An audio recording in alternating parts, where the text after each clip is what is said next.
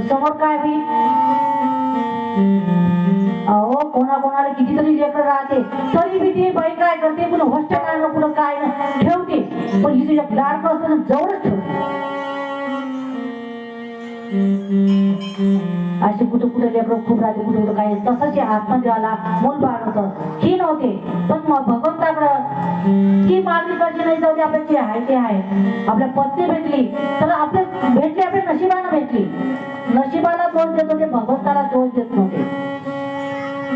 जे आपल्या संचितात आहे ते आपण भोगावं असं त्याला वाटत. आणि एका दिवस असं झालं की रोड चालता चालता बऱ्याचशे बाया आली अशी सोय असते.